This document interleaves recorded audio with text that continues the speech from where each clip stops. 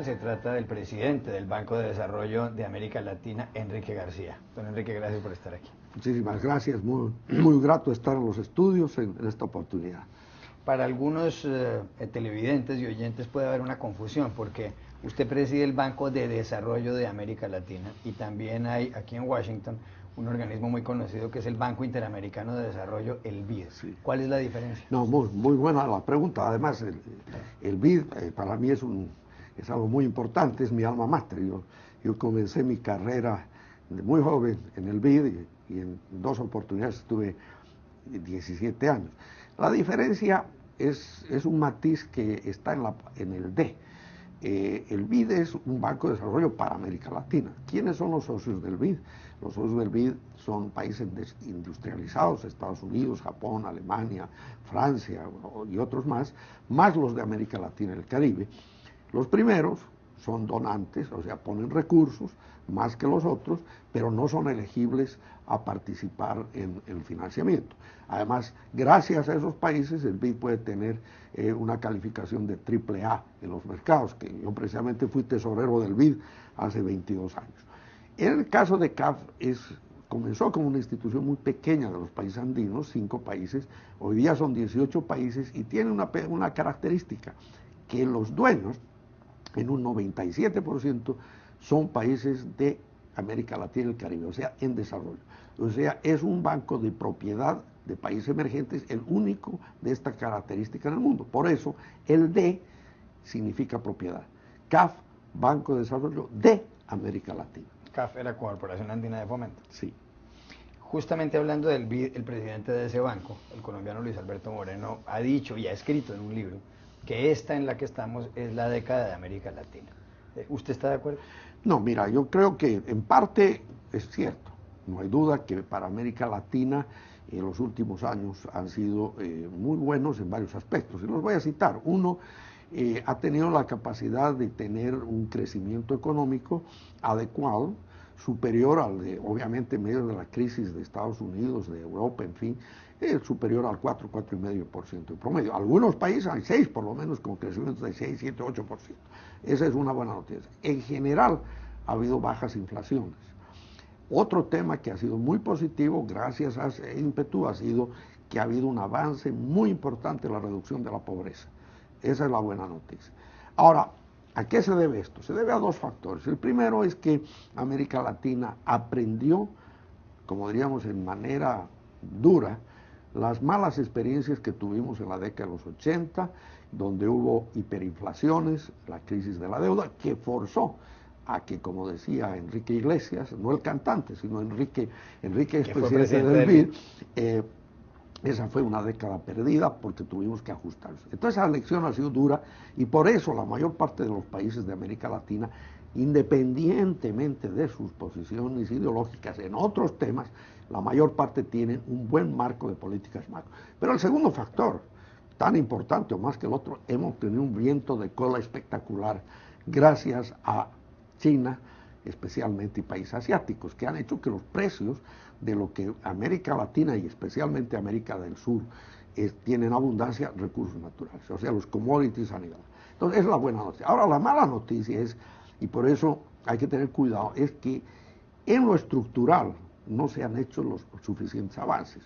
Es decir, nosotros hicimos un estudio con gente de afuera de una visión de América Latina 2040 y la conclusión de ese estudio es que si América Latina quiere lograr una convergencia en ingreso per cápita con los países industrializados, digamos en los próximos 25 años, no puede estar satisfecho con un crecimiento del 4%, tendría que ser al 6-7%. Y además esa sería una manera a resolver el problema más delicado que tiene América Latina, que no es la pobreza en sí, sino es la desigualdad. Bueno, es fácil decir eso. ¿Eso cómo se hace? ¿Cómo puede uno lograr que la economía latinoamericana crezca más del 6%? Para mí el gran filósofo, hay un gran filósofo mexicano, que yo no sé si tú lo has visto muchas veces, se llama Cantinflas. Oh, gran filósofo. Y Cantinflas decía, ahí está el detalle. ¿Y ese detalle en qué consiste? Bueno, primero que tenemos que invertir más. Y si América Latina, para darte una idea, invierte en relación al PIB, al Producto Interno Bruto, en un promedio más o menos 20%. ¿Eso cómo se compara con Asia? Menos de la mitad. Por otro lado, la productividad ha crecido, pero si comparamos con Asia, estamos muy rezagados. Y si vamos a campos específicos, tenemos que pensar dónde hay una brecha muy grande: la infraestructura, la educación y las instituciones. Y finalmente, yo diría que un tema, y quizás es el más importante, cómo transitar de un modelo de alta dependencia en las materias primas, especialmente en Sudamérica. Sudamérica está muy inclinada. Alicia Bárcena de CEPAL dice que estamos en la era de la reprimarización. Es cierto, porque con estos precios maravillosos que hemos tenido, obviamente se han dejado a la otra cosa. Entonces, ¿cómo ir de un modelo de ventajas comparativas basado en commodities, en recursos naturales y salarios bajos, a un modelo que tome muy en cuenta esos recursos, obviamente, pero que hay una transformación basada en tecnología, en innovación, en cadenas productivas, en cómo atraer inversión? Por ejemplo, China, que no solo esté concentrada en los recursos naturales para ser exportados, sino que también traiga inversión que esté vinculada con tecnología, con innovación. Y aquí viene el detalle muy importante: cómo retomar la bandera de la integración regional. Hay una cantidad de organismos multilaterales en el mundo, qué sé yo, la Unión Europea, aquí en Estados Unidos el Tratado de Libre Comercio entre Washington y los canadienses y los mexicanos y demás. En América Latina hay una cantidad de cosas. Ahora hablamos de la Alianza del Pacífico, en una época existía el Pacto Andino, ahora está la Comunidad Andina, pero también está Mercosur y demás. ¿No será que hay un gran reto para la región en integrarse en algo pues quizá un poco más serio, por una parte, y por otra parte, qué tan importante es el comercio dentro de los países de la región, dentro de los países de América Latina? No, mira, tu observación es ciertamente muy válida, más aún en la conferencia que hemos tenido en Washington en estos últimos días, que ha sido muy exitosa. Uno de los temas que se ha resaltado en varias de las presentaciones, comenzando por el expresidente de Chile, Ricardo Lagos, y continuando con los demás, es precisamente que América Latina tiene demasiados esquemas, pero no tiene ninguno. Y porque realmente se ha puesto mucho énfasis en los últimos años en los temas de la integración política, integración de ese tipo, pero el basamento de un proceso genuino de integración que pasa por la economía. Y un detalle, tu pregunta es muy válida: ¿qué comercio hay en la región? Y en América Latina el comercio intrarregional no pasa del 15-16%, 18% creo en el Mercosur. En la comunidad andina era menos del 15%, comparado con Europa, que es el 70%, y vamos a Asia. En Asia estamos hablando de 45%. Entonces ahí viene un gran desafío. No solamente por la importancia de generar inversión y comercio dentro de la región, sino como un vehículo para que la inversión extranjera que traigamos de otras partes del mundo sienta que hay una plataforma que le puede permitir expandirse en la región para ser competitiva y luego poder insertarse en la realidad irreversible que es el de las cadenas productivas globales. Ya no puedes cerrarte. Entonces, a mí me parece que esto amerita una reflexión. Y había un consenso en la reunión notable.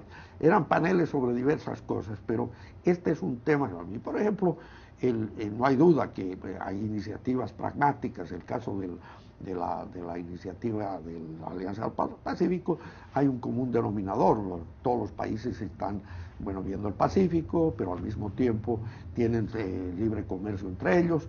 Bueno, pero como decía Lagos, con toda razón, no hay que olvidarse del Atlántico.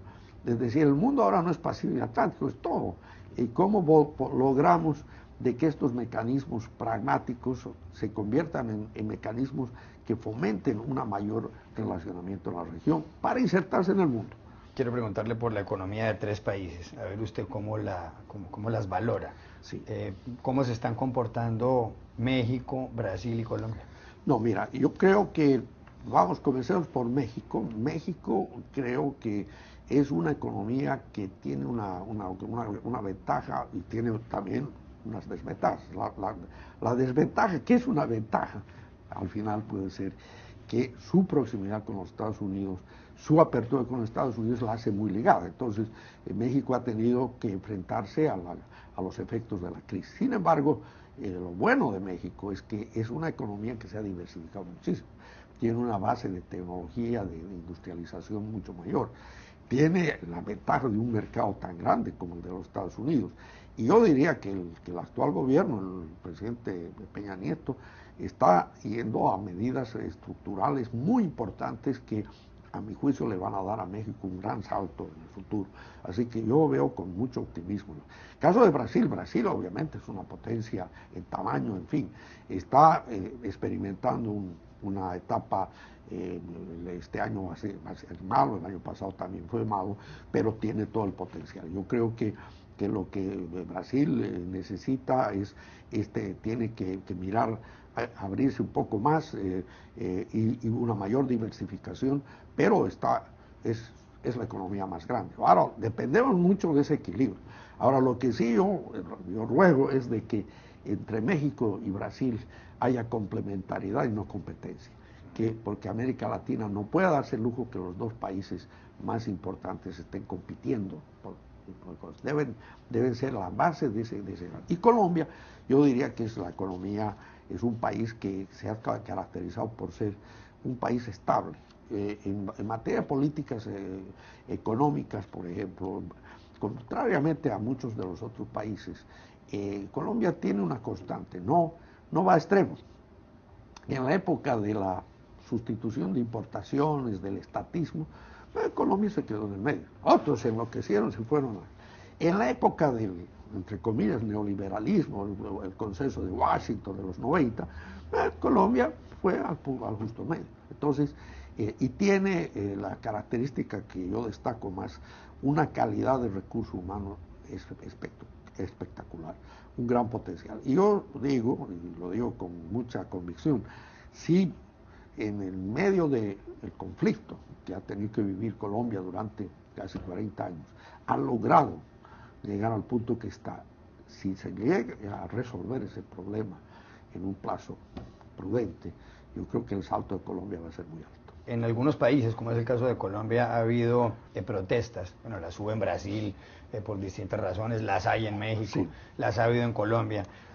Y en el caso colombiano, por ejemplo, los campesinos se quejan muchísimo de que el libre comercio, especialmente el Tratado de Libre Comercio suscrito entre Bogotá y Washington, los afecta mucho. La pregunta es, en términos generales, ¿el libre comercio favorece o perjudica a los países de América Latina? No, mira, yo creo que hay que mirar el tema de comercio no en forma aislada, hay que verlo en forma integral. ¿Qué quiero decir con esto? Los acuerdos de libre comercio son buenos, siempre y cuando la base productiva de los países en desarrollo esté avanzando a un ritmo que les permita ser competitivos.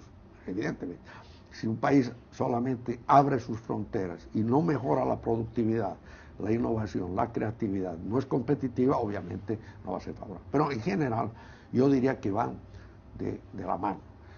Tanto en el caso nuestro, en el caso de CAF, como en el caso de BID, Luis Alberto, nosotros, ambas instituciones, no solo nosotros, CEPAL y todos nosotros, estamos propugnando un énfasis muy grande en el cambio de los patrones de innovación y de productividad. Entonces yo diría que parte de las protestas que se dan en varios países, quizá el caso colombiano esté más concentrado en el tema de los campesinos, del campo, pero en otros es la afluencia de una nueva clase media, con ambiciones y expectativas muy altas. Y ese es el tema. Yo fui ministro en mi país, en Bolivia, jefe de la economía, el ministro en los fines de los 80. Y el otro día nos reuníamos con algunos de los ministros que habíamos estado en esa época, en México, Pedro Aspe y varios otros, y que todos tomamos medidas bastante fuertes, como por ejemplo subir el precio de los hidrocarburos. El día que yo entré de ministro tuve que proponerle al presidente subir el precio de la gasolina a 45%. Y el país lo resistió porque tenían pavor a la hiperinflación que había habido antes. Y segundo, hay un factor muy importante. La condición de la sociedad era diferente, no habían clases medias tan grandes. Hoy día, en el comentario que hacíamos entre nosotros, si estuviéramos en la situación de volver a tomar esas medidas, ¿sería socialmente manejable? Yo tengo mis dudas, porque parte del problema de muchas de las protestas en Brasil, etcétera, es esa nueva clase media, la tecnología, la información. ¿Qué es lo que pasa en España? Por ejemplo, en España la clase media está acostumbrada a un estándar de vida. Entonces, no es fácil, pero lo que sí es importante, que si queremos que el mundo nos vea, tenemos que ver el mundo.